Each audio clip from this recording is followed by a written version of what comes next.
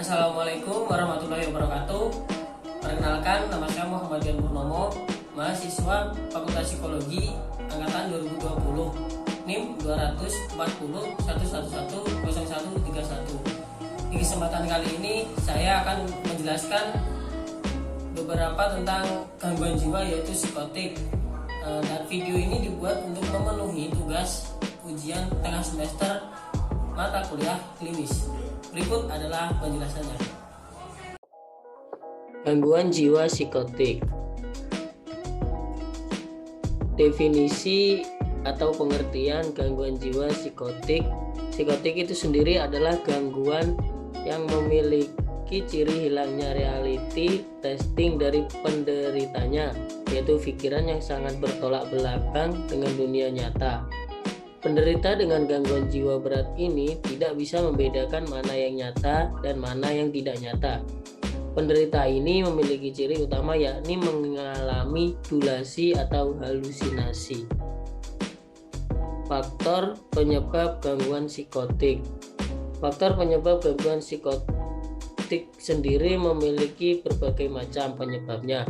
Bukan disebabkan oleh kekurangan dari internal individunya itu sendiri, melainkan berbagai faktor yang saling mendukung, yaitu faktor biologi, psikologi, dan sosial.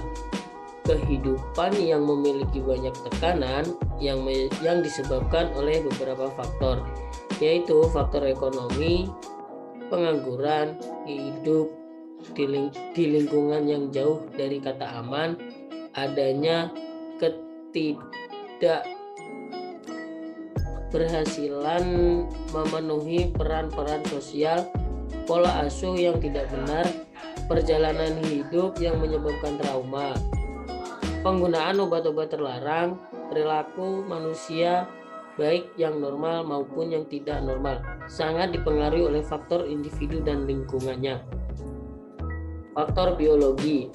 Gangguan perilaku yang serius merupakan hasil dari penyakit di dalam tubuh dan gangguan yang saling berintegrasi antara tubuh dan pikiran. Salah satu faktor biologi yang dianggap mempengaruhi munculnya gangguan mental atau psikotik adalah dari faktor genetik. Sebagai contoh, seorang ibu yang memiliki gangguan jiwa atau gangguan psikotik, anaknya kelak rentan terhadap gangguan psikotik. Faktor gen ini sangat sensitif, tidak bisa dilepaskan dari pengaruh lingkungan yang memungkinkan memperburuk potensi gangguan psikotik. Selain faktor internal, yakni faktor genetik yang telah diuraikan, ada faktor yang berasal dari luar dapat mempengaruhi sistem biokimia tubuh sehingga munculnya gangguan psikotik, yakni dikarenakan penggunaan obat-obat terlarang, mengonsumsi minuman beralkohol atau kokain dapat menyebabkan seseorang mengalami delusi dan halusinasi atau kebingungan. Seseorang yang memiliki ketergantungan terhadap obat-obatan terlarang akan memiliki keadaan yang buruk pada organ dan sistem tubuh, perilaku dan cara berpikirnya. Fungsi-fungsi biologi dalam memengaruhi perilaku manusia tidak dapat diabaikan. Dengan demikian, gangguan psikotik adanya interaksi antara tubuh dan pikiran manusia sebagai sebuah mekanisme yang berintegrasi emosi, perkembangan otak dan tubuh, interaksi sosial, dan stres. Faktor psikososial stres dan gangguan kognitif. Stres dapat melengkapi kerentanan psikotik. Dalam hal biologis, stres adalah reaksi yang muncul ketika seseorang berada di bawah tekanan yang tidak dapat ditoleransi oleh individu tersebut. Bahwa stres merupakan pendorong utama dalam gangguan psikotik. Stres dapat muncul karena adanya kesalahan kognitif, yaitu kebiasaan manusia cepat menangkap informasi negatif dibandingkan informasi positif. Ada kalanya mereka yang dicap sebagai orang yang memiliki gangguan psikotik sebenarnya tidak sungguh-sungguh merasakan gangguan tersebut, namun hanya sebatas gejala gangguan saja. Hal tersebut terjadi karena seseorang tersebut saat mengalami keracunan di bawah obat bius atau obat-obatan terlarang, atau pada saat sangat kurang waktu tidur. Pemberian diagnose atau label seperti gila atau psikotik yang diberikan secara terburu-buru akan membawa pada kesalahan penanganan. Apabila ada seseorang yang menganggap bahwa orang tersebut memiliki perilaku aneh, harus diingatkan bahwa sangat penting terlebih dahulu memahami situasi dari penyandang masalah tersebut dengan berbagai macam keadaan dan tekanan-tekanan yang mereka alami, sehingga gangguan stres dapat melengkapi mudahnya faktor biologis untuk memunculkan gangguan psikotik. Dan gangguan psikotik sangat rentan terhadap stres, dan stres dapat dipicu oleh kesalahan kognitif. Faktor lingkungan terdekat. Seseorang mengalami stres karena adanya stresor atau pemicu yang berasal dari lingkungan sekitar. Hal ini merupakan fenomena yang menggambarkan aspek psikologis dipengaruhi oleh lingkungan. Faktor lingkungan yang dikaitkan erat dengan gangguan psikotik dibagi menjadi dua kategori, yaitu lingkungan pengasuhan atau nurturing environment dan struktur sosial yang lebih luas. Lingkungan pengasuhan merupakan lingkungan keluarga, adalah faktor yang paling penting menyebabkan terjadinya gangguan psikotik. Faktor keluarga. Faktor keluarga memicu gangguan psikotik adalah masalahnya menyimpang komunikasi, terciptanya pola komunikasi yang buruk antara anak dan orang tua seperti mencela, mengabaikan perasaan dan kekhawatiran sehingga menimbulkan kebingungan pada anak, ditambah dengan adanya kognitif yang tinggi sehingga terganggunya tumbuh kembang cara berpikir anak tersebut dan menambah beban dalam pikiran anak tersebut. Dan seharusnya seseorang anak membutuhkan kasih sayang, perhatian, dan keceriaan dari orang tuanya. Namun ini sangat terbanding terbalik dengan apa yang diharapkan sebenarnya. Secara umum dapat dikatakan bahwa keadaan keluarga atau kualitas pengasuh yang termasuk di dalamnya pola hubungan orang tua dan anak tentunya sangat berkontribusi pada gangguan mental. Tidak adanya empati, kaku, adanya kekerasan, penolakan, dan pengabaian merupakan permasalahan yang tidak dapat terhindarkan oleh pemicu gangguan psikotik. Faktor kesulitan ekonomi dan sosial.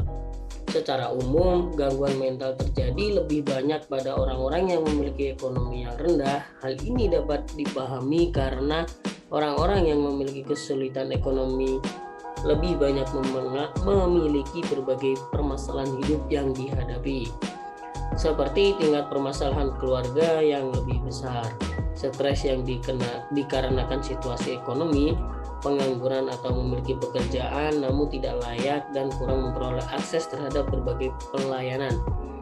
Permasalahan yang dihadapi bukan hanya permasalahan sosial dan ekonomi.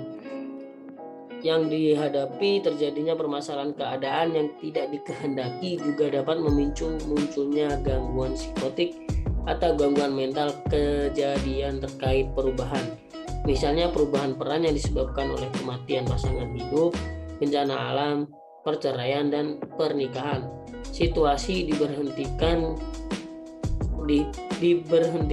dari pekerjaan atau bahkan dikarenakan situasi pekerjaan yang baru namun tidak layak.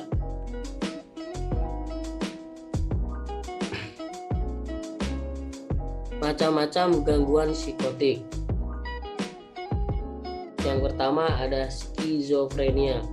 Orang yang mengidap skizofrenia dapat mengalami perubahan perilaku dan gejala lainnya seperti delusi dan halusinasi yang bertahan lebih dari 6 bulan. Penyakit ini biasanya mempengaruhi pengidap di tempat kerja atau sekolah serta dalam hubungan dengan orang lain. Yang kedua ada gangguan skizoafektif.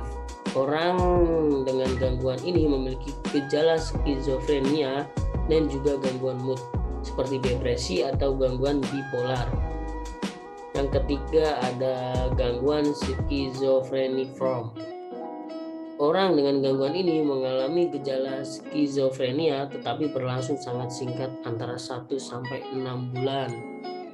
Yang keempat ada gangguan psikotik singkat.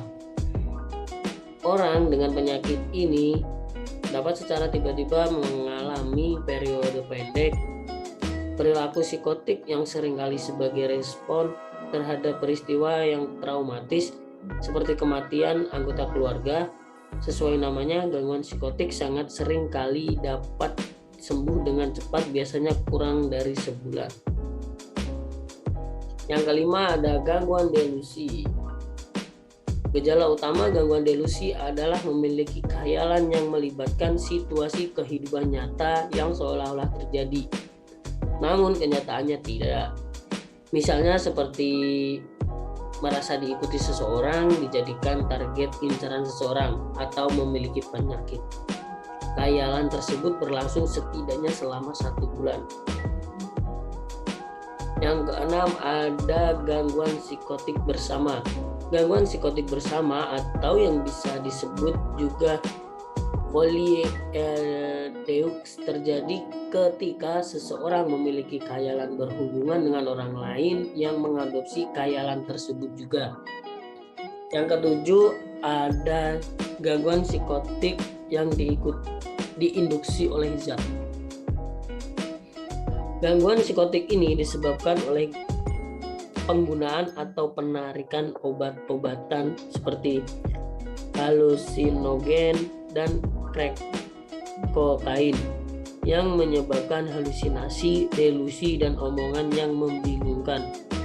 Yang kedelapan ada gangguan psikotik karena kondisi medis lain. Halusinasi, delusi, atau gejala lain yang dialami seseorang disebabkan oleh penyakit lain yang mempengaruhi fungsi otak seperti cedera kepala atau tumor otak. Yang terakhir ada parafrenia. Parafrenia adalah kondisi ini memiliki gejala yang mirip dengan skizofrenia tetapi biasanya terjadi pada usia lanjut atau lansia. Penanganan gangguan psikotik. Penanganan gangguan psikotik ada 4. Yang nomor 1 ada pemberian obat-obatan. Langkah pertama yang bisa membantu mengatasi penderita psikotik ini adalah dengan memberikan penderitanya obat golongan antipsikotik. Obat ini diberikan kepada penderita psikotik untuk mengontrol gejala yang ada. Perlu diingatkan bahwa dalam pemberian maupun pengkonsumsi obat ini harus sesuai dengan anjuran dokter. Hal ini dikarenakan setiap orang memiliki dosis dan daya tahan tubuh yang berbeda. Oleh karena itu, pemberian obat ini harus disesuaikan dengan usia dan kondisi pasien. Yang kedua ada melakukan terapi CBT atau Cognitive Behavioral Therapy. Selain memberikan penderita psikotik menggunakan obat-obatan jenis tertentu, langkah yang biasa ditempuh untuk mengatasi gangguan ini adalah dengan cara terapi Cognitive Behavioral Therapy. Terapi ini sendiri merupakan sebuah bentuk psikoterapi yang dapat dilakukan dalam penanganan psikosis dengan melakukan terapi pada perilaku kognitif pasien. Pada pelaksanaan Cognitive Behavioral Therapy ini sendiri, dokter akan mengarahkan pasien untuk mengerti dan memahami kondisi yang dideritanya. Hal ini dilakukan untuk tujuan agar pasien mampu mengendalikan gejala yang ada. Oleh karena itu, peran dari dokter spesialis kejiwaan memang sangat penting untuk mengatasi adanya masalah kesehatan mental, yaitu psikotik. Yang ketiga adanya dukungan dan dorongan dari keluarga. Selain kedua cara di atas, langkah yang bisa ditempuh untuk mengurangi gejala dari psikotik ini adalah lewat dorongan keluarga terdekat. Pasalnya, dorongan terdekat dari keluarga maupun teman bisa menjadi langkah awal yang sangat efektif dan memberikan dorongan motivasi dalam diri penderita psikotik untuk percaya diri dengan keadaannya. Penderita psikotik dapat mengeluhkan kondisinya kepada orang yang terdekat yang dipercaya. Berbeda dengan orang awam yang mungkin akan merasa aneh dan terkesan menghindar. Orang yang berperilaku aneh, orang terdekat akan mendukung dan memberi semangat kepada penderita gangguan, sehingga dalam hal ini secara tidak langsung mampu memberikan semangat untuk sembuh kepada penderita psikotik. Yang terakhir ada komunitas penyakit. Selain dukungan dari keluarga, orang terdekat mendapatkan lingkungan dengan orang yang memiliki keluhan yang sama juga bisa menjadi salah satu cara mengatasi gangguan psikotik.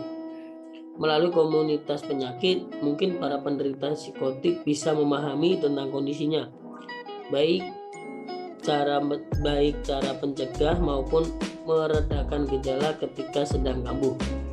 Selain itu, bergabung dengan orang-orang yang berlatar belakang sama juga bisa menimbulkan rasa saling percaya dan motivasi satu sama lain.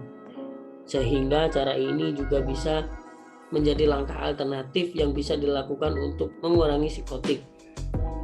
Itulah kelima cara mengatasi gangguan psikotik yang bisa diterapkan. Dengan mengetahui tips ini, diharapkan penderita psikotik bisa mendapatkan ketenangan yang tepat ya.